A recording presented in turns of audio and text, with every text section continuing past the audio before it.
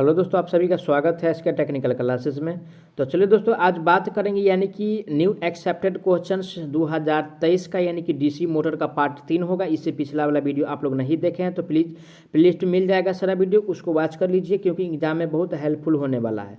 साथ ही साथ अगर आप लोग नए हैं तो चैनल को जरूर सब्सक्राइब कीजिएगा। डिस्क्रिप्शन में एक न्यू चैनल का लिंक मिलेगा, उसको भी आप लोग जरूर सब्सक्राइब कीजिए दोस्तों। उस पर यानी कि किस क्षेत्र से यानी कि किसके लिए वैकेंसी आया हुआ है तो आप लोगों को उस पर यानी कि सारा वीडियो के माध्यम से यानी कि लेक्चर प्रोवाइड होगा।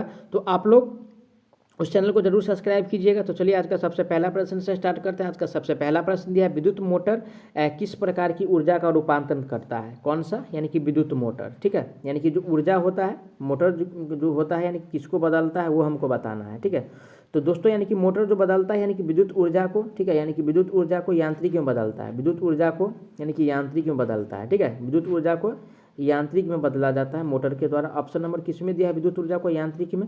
ऑप्शन पढ़ते हैं, ऑप्शन ए में यांत्रिक ऊर्जा को प्रकाश ऊर्जा में, तो ऐसा नहीं होता है। बी में है विद्युत ऊर्जा को यांत्रिक ऊर्जा में बदलती है, तो राइट आंसर जो होगा दोस्तों ऑप्शन बी में दिया है। मोटर का कार्य है यानी कि विद्युत ऊर्जा को यांत्रिक ऊर्जा में बदलना, तो करेक्ट आंसर जो दिया है ऑप्शन नंबर बी में दिया है। राइट आंसर बी हो जाएगा। अब चलिए अगला प्रश्न दिया है, यानी कि डीसी मोटर कभी भी बैल से जुड़े भार का उपयोग नहीं करती है। ठीक है, यानी कि ऐसा कौन सा मोटर है जो यानी कि बैल से जुड़े भार का उपयोग नहीं करता है, वो हमको बताना है। तो चलिए ऑप्शन पढ़ लेते हैं।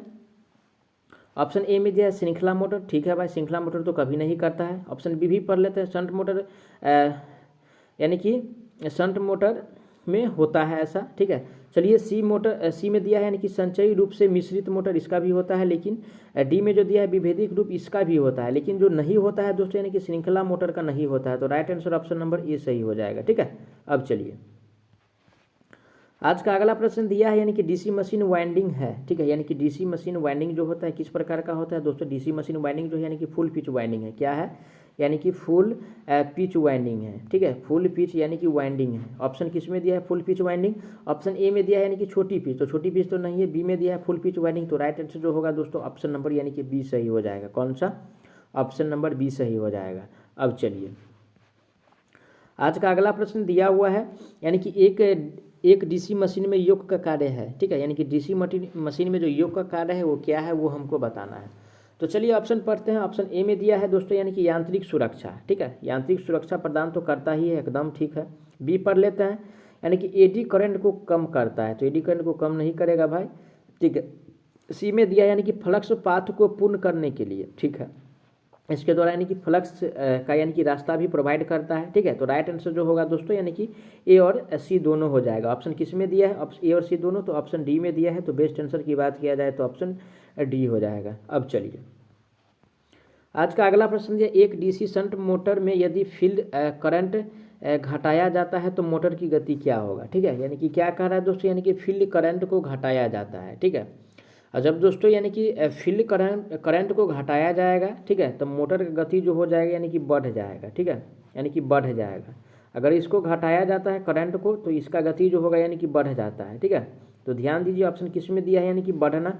ऑप्शन नंबर बी में दिया है बढ़ना, तो राइट आंसर जो होगा ऑप्शन नंबर बी सही हो जाएगा। ठीक है, अब चलिए अगला प्रश्न दिया है, यानी कि डीसी मोटर में अधिकतम शक्ति के लिए स्थिति है।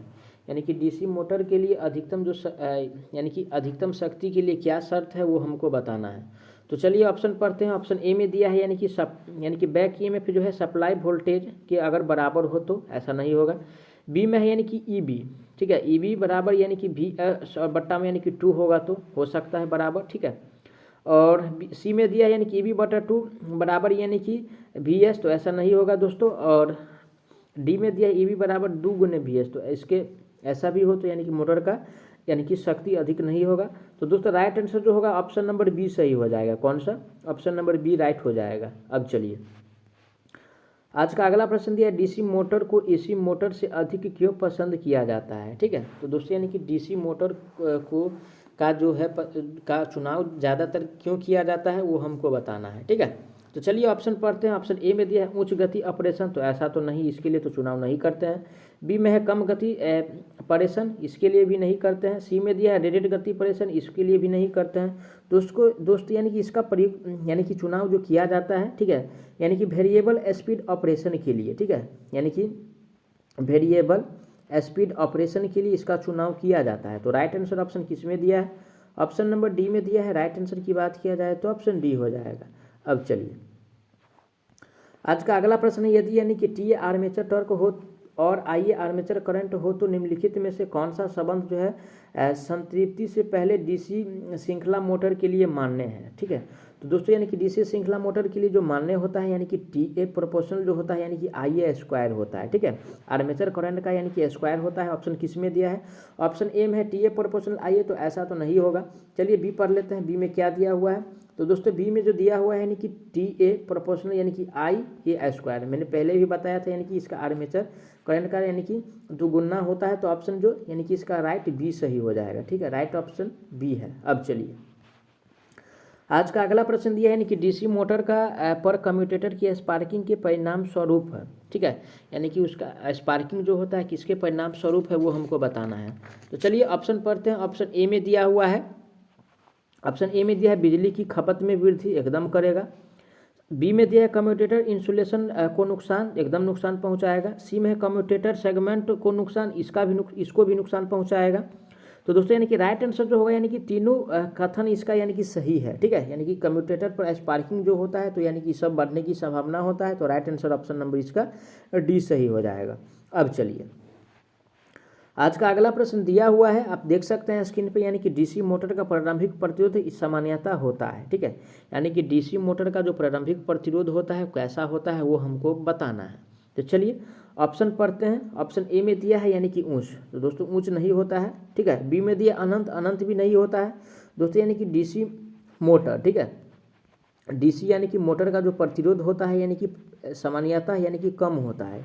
ऑप्शन किस में दिया है? कम। ऑप्शन नंबर यानी कि सी में दिया है कम। राइट आंसर की बात किया जाए तो ऑप्शन नंबर सी हो जाएगा। अब चलिए आज का अगला प्रश्न दिया है यानी कि जब डीसी मोटर की गति बढ़ती है। ठीक है, जब डीसी मोटर की गति बढ़ती है तो क्या होता है वो बताना। चलिए ऑप्शन पढ़ते हैं। ऑप्शन ए में दिया है बैक ई में बढ़ता है तब करंट घट जाता है, एकदम घट जाता है। बी में दिया है यानी कि बैक ई में पर घटता है तथा धारा भी बढ़ता है, बैक ई में पर घटता है धारा बढ़ता है, नहीं ऐसा नहीं होता है दोस्त। और सी में दिया है बैक ईएमएफ तथा धारा दोनों बढ़ते हैं, नहीं दोनों तो नहीं बढ़ेगा। डी में दिया है बैक ईएमएफ और करंट दोनों घटते हैं, ऐसा नहीं होता है। तो दोस्तों यानी कि राइट आंसर जो दिया हुआ है यानी कि ऑप्शन नंबर ए में दिया हुआ है। ठीक है, करेक्ट आंसर ऑप्शन ए में दिया हुआ है। बैक ईएमएफ अगर बढ़ता है तो करंट का मान होता है दोस्तों यानी क्या होता है यानी कि घट जाता है। ठीक है, तो राइट आंसर ऑप्शन ए सही हो जाएगा। अब चलिए आज का अगला प्रश्न दिया हुआ है, आप देख सकते हैं जब यानी कि तब क्या होगा जब डीसी मोटर एसी सप्लाई से जुड़ी होगी। ठीक है, यानी कि क्या होगा जब डीसी मोटर को एसी सप्लाई से अगर कनेक्ट किया जाता है। ठीक है, तो चलिए ऑप्शन पढ़ते हैं। ऑप्शन ए में दिया है यानी कि डीसी मोटर रेटेड गति से चलेगा, तो ऐसा तो नहीं है। बी में यानी कि मोटर जल जाएगी, ठीक है भाई, ऑप्शन और पढ़ लेते हैं। ठीक है, डी में दिया है यानी कि डीसी मोटर धीमी गति से चलेगा। ठीक है, ये तो होगा डीसी मोटर, अगर ऑप्शन और इसमें कुछ जुड़ा रहता है यानी कि डीसी मोटर धीमी गति से चलता है और स्पार्क अधिक होता है। ठीक है, यानी कि स्पार्क अधिक होता है। ठीक है, ऐसा अगर रहता तो ऑप्शन नंबर यानी कि सी को प्रेफर करते, लेकिन अकॉर्डिंग टू ऑप्शन के हिसाब से अगर देखा जाए तो इसमें तो ऐसा कुछ नहीं है। तो राइट आंसर जो होगा दोस्तों ऑप्शन नंबर यानी कि बी सही हो जाएगा। कौन सा? राइट आंसर की बात किया जाए तो ऑप्शन नंबर बी सही हो जाएगा। लेकिन ये जो जुड़ा रहता ना, यानी कि ये जो दिया हुआ है अगर ये जुड़ा रहता स्पार्क अधिक होता है यानी कि धीमी गति से चलता है और स्पार्क अधिक है, तो इसको यानी कि राइट आंसर माना जाता है। आप लोग ध्यान से समझिए, एग्जाम में अगर हो सकता है इस प्रकार का ऑप्शन दे तो सी को प्रेफर कीजिएगा। ठीक है, चलिए आज का अगला प्रश्न पे चलते हैं। आज का अगला प्रश्न दिया हुआ है यानी कि कन्वेयर के लिए किस डीसी मोटर का उपयोग किया जाता है। ठीक है, कन्वेयर के लिए हम किसका प्रयोग करते हैं वो हमको बताना है। किसके लिए दोस्तों कह रहा है? यानी कि कन्वेयर के लिए कह रहा है। ठीक है, कन्वेयर के लिए कह रहा है। दोस्तों कन्वेयर के लिए यानी कि सीरीज मोटर को रिफर किया जाता है। किसका? यानी कि सीरीज मोटर को का प्रयोग किया जाता है। तो राइट आंसर ऑप्शन किस में दिया है? Series motor, option number A में दिया है। करेक्ट आंसर की बात किया जाए तो ऑप्शन नंबर ए सही हो जाएगा। अब चलिए आज का अगला प्रश्न दिया हुआ है यानी कि निम्न में से किस एप्लीकेशन को उच्च शुरुआती टॉर्क की आवश्यकता है। यानी कि उच्च शुरुआती टॉर्क जो होता है किस को यानी कि आवश्यकता होता है ऑप्शन के हिसाब से, वो हमको बताना है। तो चलिए ऑप्शन पढ़ते हैं। ऑप्शन ए में दिया है यानी कि एयर ब्लोअर, ठीक है। चलिए बी भी पढ़ लेते हैं, यानी कि लिफ्ट। सी में दिया है लोकोमोटिव। अब इस पे यानी इस दोनों पे डिसाइड होगा कि यानी कि लिफ्ट पे ज़्यादा टॉर्क की आवश्यकता होता है या लोकोमोटिव में, ठीक है। लेकिन ये सब जो दिया एयर ब्लोअर तो इस समय तो कम होता है, ठीक है। इसका केंद्र प्रसारक पंप इसमें भी कम होता है। अब दोस्तों यानी कि इस दोनों में से हमको एक आंसर चूज करना है, ठीक है। देखिए दोस्तों, यानी कि लिफ्ट और यानी कि लोकोमोटिव में से यानी कि अधिक टॉर्क की आवश्यकता की अगर बात किया जाए तो यानी कि लोकोमोटिव में ही होता है। किसमें? लोकोमोटिव में होता है। तो राइट आंसर दोस्तों यानी कि ऑप्शन इसका यानी कि सी माना जाएगा। कौन सा? ऑप्शन नंबर सी माना जाएगा, ठीक है। अगर लोकोमोटिव नहीं रहता, ठीक है, तो वहाँ पे यानी कि लिफ्ट मारते हैं, लेकिन है तो यही यानी कि लोकोमोटिव को ही चूज करना है, तभी एक नंबर एग्जाम में मिलेगा। अब चलिए आज का अगला प्रश्न दिया हुआ है डिफरेंशियल कंपाउंड मोटर का अनुप्रयोग है, ठीक है। यानी कि डिफरेंशियल कंपाउंड मोटर का अनुप्रयोग क्या है वो हमको बताना है। तो चलिए ऑप्शन पढ़ते हैं। ऑप्शन ए में दिया है तेज ऑन ऑफ साइकिल, ऐसा नहीं होता है। बी में दिया है कम शुरुआती टॉर्क, ठीक है भाई, कम शुरुआती टॉर्क तो होता है। सी में कह रहा है उच्च प्रारंभिक टॉर्क, नहीं भाई। डी में दिया है यानी कि चर गति, ऐसा भी नहीं होता है। तो दोस्तों यानी कि राइट आंसर जो होगा यानी कि इसका शुरुआती टॉर्क जो होता है यानी कि कम होता है, ठीक है। तो करेक्ट आंसर ऑप्शन नंबर यानी कि बी सही हो जाएगा। कौन सा? ऑप्शन बी हो जाएगा। अब चलिए आज का अगला प्रश्न दिया हुआ है यानी कि डीसी शंट मोटर की गति बैक ईएमएफ पर निर्भर क्यों है, यानी कि बैक ईएमएफ पर निर्भर क्यों है वो हमको बताना है। तो चलिए ऑप्शन पढ़ते हैं। ऑप्शन ए में दिया है क्योंकि वह आर्मेचर करंट के समानुपाती होता है, तो ऐसा तो नहीं होता है। बी में दिया है क्योंकि आर्मेचर ड्रॉप नगण्य है, ऐसा भी नहीं होता है, ठीक है। सी में है क्योंकि बैक ईएमएफ आर्मेचर करंट के बराबर है, ऐसा भी नहीं होता है दोस्तों। डी में दिया है क्योंकि डीसी शंट मोटर में फ्लक्स स्थिर रहता है। तो राइट आंसर जो होगा दोस्तों यानी कि फ्लक्स जो होता है इसमें यानी कि कांस्टेंट बना रहता है, ठीक है। यानी कि कांस्टेंट बना रहता है यानी कि स्थिर रहता है। तो इसीलिए जो है दोस्तों यानी कि बैक ईएमएफ यानी कि निर्भर नहीं करता है शंट मोटर की गति पे। तो राइट आंसर ऑप्शन इसका यानी कि डी सही हो जाएगा। अब चलिए आज का अगला प्रश्न दिया है यानी कि टॉर्क के समान प्रतिशत वृद्धि के लिए किस डीसी मोटर में इनपुट करंट में सबसे अधिक प्रतिशत वृद्धि हुई है, यानी कि सबसे अधिक प्रतिशत वृद्धि जो हुआ है किसमें हुआ है वो हमको बताना है। तो चलिए ऑप्शन पढ़ते हैं। ऑप्शन ए में दिया है सेपरेटली एक्साइटेड जनरेटर, तो इसमें तो उतना वृद्धि नहीं हुआ है। सबसे ज़्यादा की अगर बात किया जाए, ठीक है, यानी कि सबसे ज़्यादा की अगर बात किया जाए तो यानी कि सीरीज मोटर हो जाएगा। कौन सा? यानी कि सीरीज मोटर हो जाएगा, ठीक है। सबसे ज़्यादा की बात किया जाए तो सीरीज मोटर हो जाएगा। ऑप्शन किस में दिया है सीरीज मोटर? ऑप्शन नंबर यानी कि बी में दिया हुआ है। राइट आंसर की बात किया जाए तो ऑप्शन बी सही हो जाएगा। अब चलिए आज का अगला प्रश्न दिया हुआ है आजकल डीसी मोटर का व्यापक रूप से उपयोग किया जाता है, ठीक है। यानी कि डीसी मोटर का व्यापक रूप से उपयोग कहाँ करते हैं, ठीक है। तो डीसी मोटर को दोस्तों यानी कि व्यापक रूप से उपयोग करते हैं वो यानी कि ट्रैक्शन में करते हैं। किस में? यानी कि ट्रैक्शन में करते हैं, ठीक है। ऑप्शन किस में दिया है यानी कि ट्रैक्शन? ऑप्शन नंबर जो दिया हुआ है दोस्तों यानी कि ए में दिया हुआ है ट्रैक्शन। राइट आंसर की बात किया जाए तो ऑप्शन नंबर ए सही हो जाएगा, ठीक है। अब चलिए आज का अगला प्रश्न पे चलते हैं। आज का अगला प्रश्न दिया हुआ है डीसी मोटर का कौन सा भाग अधिकतम तापमान वृद्धि को सहन कर सकता है। तो चलिए ऑप्शन पढ़ते हैं। ऑप्शन ए में दिया है आर्मेचर वाइंडिंग, बी में दिया है फील्ड वाइंडिंग, सी में दिया है स्लिप रिंग और डी में दिया है कम्यूटेटर। तो दोस्तों यानी कि सबसे अधिक की बात कर रहा है, क्या? यानी कि सबसे अधिक की बात कर रहा है, ठीक है। और सबसे अधिक की बात किया जाए तो यानी कि फील्ड वाइंडिंग होता है। क्या होता है? यानी कि फील्ड वाइंडिंग होता है, ठीक है। फील्ड वाइंडिंग ऑप्शन किस में दिया हुआ है? Field winding. Option number B में दिया है फील्ड वाइंडिंग। राइट आंसर की बात किया जाए तो ऑप्शन नंबर बी सही हो जाएगा।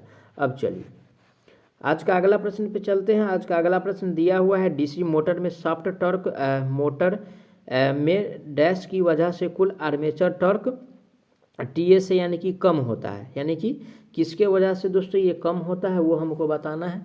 तो चलिए ऑप्शन पढ़ते हैं। ऑप्शन ए में दिया है यानी कि कॉपर हानि, ठीक है। ऑप्शन ए में दिया क्या दिया है दोस्तों? ऑप्शन ए में दिया है यानी कि कॉपर हानि। बी में दिया है दोस्तों क्षेत्र हानि। सी में दिया है आयरन और घर्षण हानि।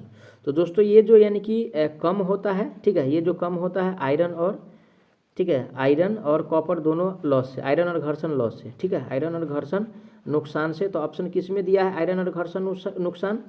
ऑप्शन नंबर सी में दिया है। राइट आंसर ऑप्शन सी हो जाएगा, ठीक है। अब चलिए आज का अगला प्रश्न दिया है मोटर की गति व्यवहारिक रूप से स्थिर होती है, ठीक है, यानी कि ऐसा कौन सा मोटर है जो जिसका गति व्यवहारिक रूप से स्थिर होता है वो हमको बताना है। तो चलिए ऑप्शन पढ़ते हैं, यानी कि ए में दिया हुआ है यानी कि कम्युलेटिव कंपाउंड मोटर, तो इसका लोड जो है लगभग स्थिर नहीं होता है, ठीक है, श्रृंखला का तो नहीं होता है, और नहीं दोस्तों यानी कि डिफरेंशियल कंपाउंड का होता है, लेकिन यानी कि शंट का जो है दोस्तों लगभग इसका गति यानी कि कांस्टेंट यानी कि स्पीड होता है, ठीक है, कांस्टेंट स्पीड होता है। तो ऑप्शन किस में दिया है शंट, अब ऑप्शन नंबर डी में दिया है, तो राइट आंसर दोस्तों ऑप्शन डी सही हो जाएगा। अब चलिए आज का अगला प्रश्न पे चलते हैं। आज का अगला प्रश्न दिया हुआ है निम्नलिखित में से कौन सी एसी मोटर पर डीसी मोटर का लाभ जरूरी नहीं है, ठीक है, ये ऐसा कौन सा मोटर है जो एसी मोटर का डीसी मोटर पे लाभ नहीं है, नहीं जरूरी नहीं है, वो हमको बताना है। तो चलिए ऑप्शन पढ़ते हैं। ऑप्शन ए में दिया है यानी कि हाई स्टार्टिंग टॉर्क, बी में दिया व्यापक गति सीमा, सी में दिया है बेहतर गति नियंत्रण, और डी में दिया है कम लागत। तो दोस्तों ये जो है यानी कि ये जरूरी नहीं है, तो राइट आंसर जो होगा दोस्तों ऑप्शन यानी कि डी सही हो जाएगा, ठीक है। अब चलिए आज का अगला प्रश्न पे बात करते हैं। आज का अगला प्रश्न दिया है डैश में उच्च गति विनियम है, यानी कि किस में सबसे ज़्यादा गति विनियम है वो हमको बताना है। तो चलिए ऑप्शन पढ़ते हैं, ठीक है, यानी कि लो स्पीड रेगुलेशन, यानी कि सब देखिए क्वेश्चन घुमा दिया है यहाँ पे, क्वेश्चन अगर ध्यान से नहीं पढ़े रहते तो उच्च गति विनियम की बात तो आप लोग यानी कि ए मार देते, ठीक है, लेकिन दोस्तों यानी कि इसका आंसर जो होगा ऑप्शन सी होगा, ठीक है, यानी कि लो स्पीड रेगुलेशन, यानी कि कम जो यानी कि गति का बदलाव करता है वो शंट मोटर होता है। कौन सा मोटर होता है, यानी कि शंट मोटर होता है, ठीक है, शंट मोटर होता है, ठीक है। तो एग्जाम में इस तरीका का प्रश्न यानी कि कंफ्यूज करने के लिए आता है और वो क्वेश्चंस आएगा ही, ठीक है। तो राइट आंसर जो होगा दोस्तों ऑप्शन इसका यानी कि सी सही हो जाएगा।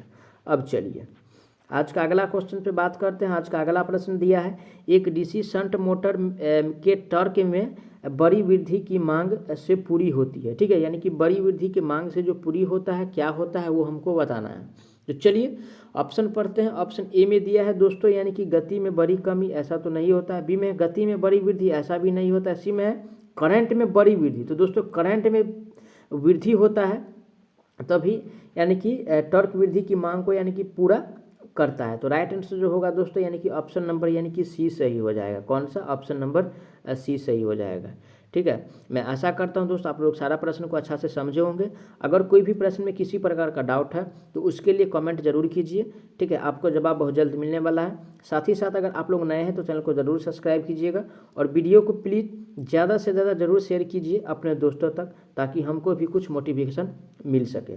तो चलिए मिलते हैं नेक्स्ट वीडियो में, यानी कि चौथा पार्ट में, यानी कि डीसी मोटर का। तब तक के लिए जय हिंद।